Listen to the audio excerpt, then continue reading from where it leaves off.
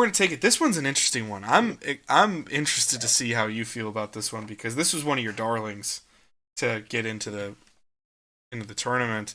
Hmm. So we have the Nightcrawler opening sequence from X2 X-Men United taking on the chase of Jack Sparrow and his escape Port Royal from Pirates of the Caribbean Curse of the Black Pearl. How'd you score it? I did 6-4 X2 winning. I had 8-2 X2. Okay. I thought you might be split on that. You were pretty close to split. Yeah. Um, so I don't think it can be said enough.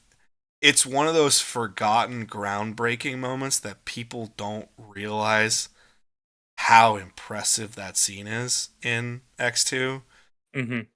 There's that shot in the Oval Office where he teleports and then he teleports into a kick and teleports with the rest of the kick into someone else's face. That Yep. shot is Yeah. so damn good. Honestly, now that I think about now that I know a little bit more about visual effects, I'm sure at the time it was very hard to do, Yeah. but nowadays I actually don't think that would be that difficult of a scene to film. Right. It just shows how But groundbreaking that scene was at the time. That yeah. was like you Um never seen anything like that before. So when it happened, it was a wet dream for comic book fans that finally could say, "Oh my god!" And this is why everyone loves this fucking character. yeah, well not only that, but it's like a smart thing to do because it's like why has no one thought of doing this Yes. like that? Cuz it's actually pretty simple idea. Yeah. Like cuz you're really just showing frames of a kick or a punch or whatever, a fight movement, and then you're cutting away from that and cutting away from that and then putting it in a different place on Yes. a different shot. So it's fairly easy in terms of a concept, but for some reason, no one did that with any other. I guess this. I don't know if there's any other superheroes that teleport, though. That'd be a question for you, I guess. There are, but Nightcrawler's the one that everyone's gonna remember, know, and like. Um, Okay. yeah, there's a lot of different heroes that have teleportation in their power set. There's like 4 different X-Men that can teleport, but Nightcrawler's the one. Okay. And X2 is I think the other thing is X2 is just it's a leap forward in what comic book movies can be to where if you pitch Nightcrawler to a 1990s studio, which is really what you're getting because X2 comes out in 2002, I want to say 2002 or 2003. I'll make sure. When you pitch that and you say, "Hey, we're gonna make this guy. He kind of looks like the devil, but he's Oh, blue." 3. Yeah, okay, oh 03. He looks like the devil and he's all blue, but he's been branded and tattooed with all religious symbols. That's not something that gets cleared and becomes your biggest set piece of your entire movie, right? Hmm. And that was just another example of, hey, if you just present cool shit from the comic books, people are going to go for it. People aren't going to do this Yeah. shit's silly and stupid. But, yeah, but Bryan Singer, as much as he's a shitty person now that we know that, Yeah. he also had to prove himself with the first X-Men movie. Oh, yeah, Because yeah. I don't think he could have gotten away with it in the first. Oh, no, I know. So that's what I'm saying. It's a groundbreaking moment that probably will never get the credit it deserves in a lot of different ways. Oh yeah, Nightcrawler is my favorite character in those first set of X-Men Oh, movies. that's the biggest complaint about X3. Everyone's like, where the fuck is Nightcrawler? Yeah, makes no sense that he's not in any of it. But I believe it's simply because Alan Cumming didn't want to go through the makeup process again. And if I recall correctly, they didn't sign him to a multi-picture deal. So, like, yeah, it's that's their own franchise. fault. Yeah, exactly. I'm like, that's just dumb because I remember X2, everyone, it was Nightcrawler. It was all Nightcrawler. And then X3, and everybody's first complaint was, wait, Why is it Nightcrawler in this fucking movie? Yeah. And that was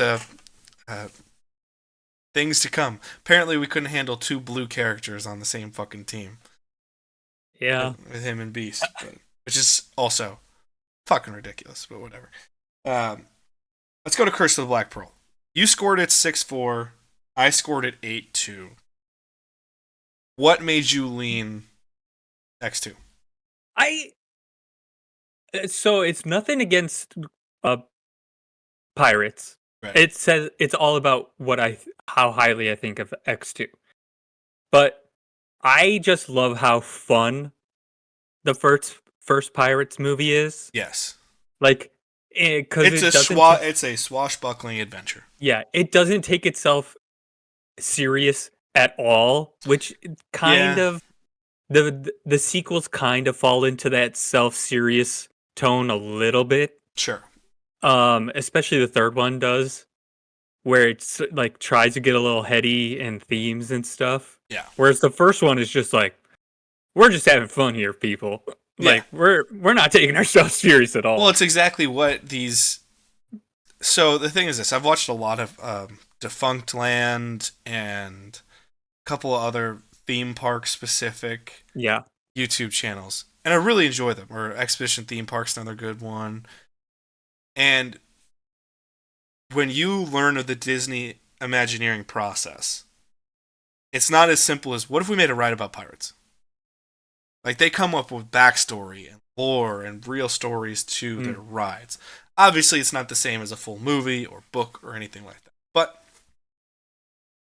there's still something there that makes it endearing to people. As to why half these rides, if you would just do the ride, they're not that exciting.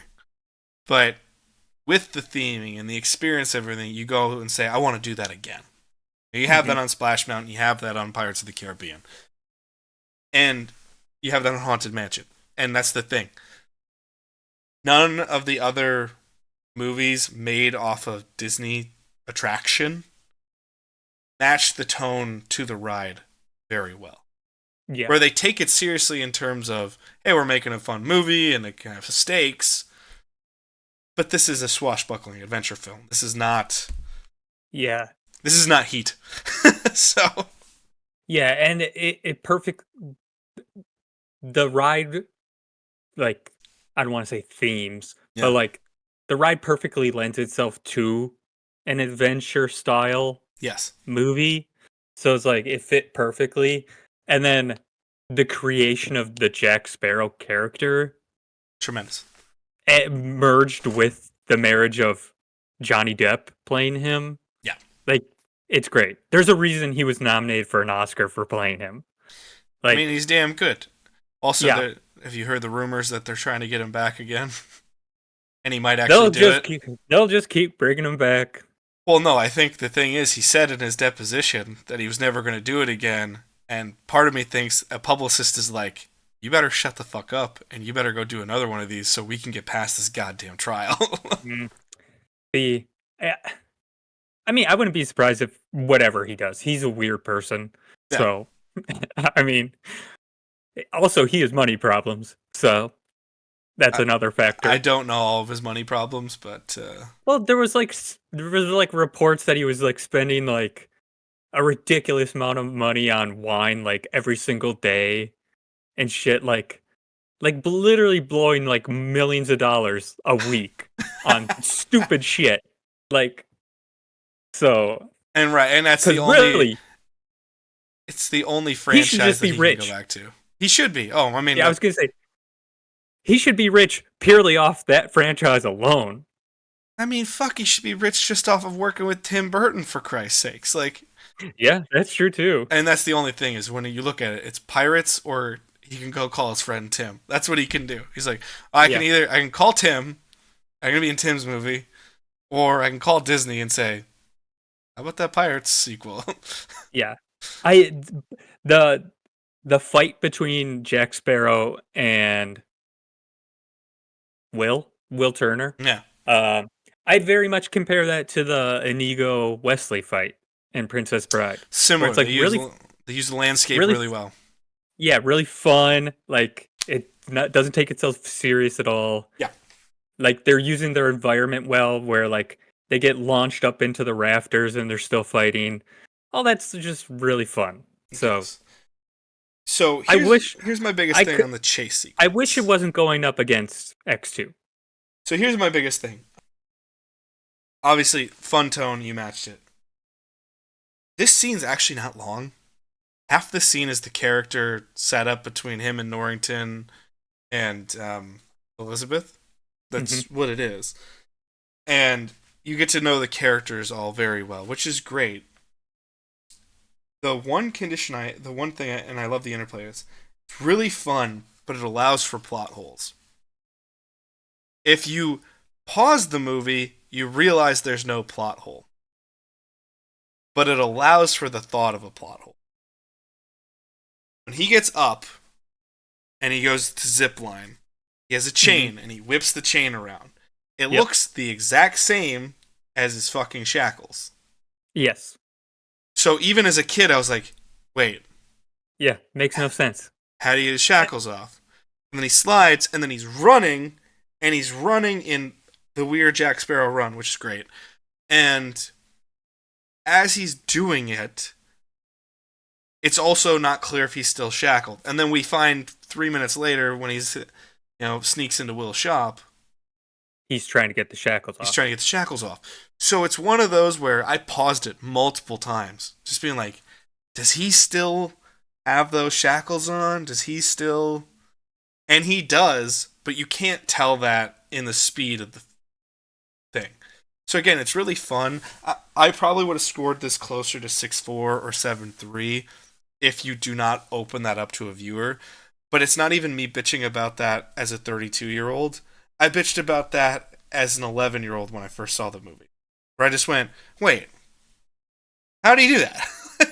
Eh, doesn't bother me. As uh, long as it's all fun. and so it's very fun. It's enjoyable. Obviously, the whole first movie is super enjoyable for it. But that's why I scored it an 8.2, not something as close. So X2 is moving on with a 14-6 victory over Curse of the Black Pearl.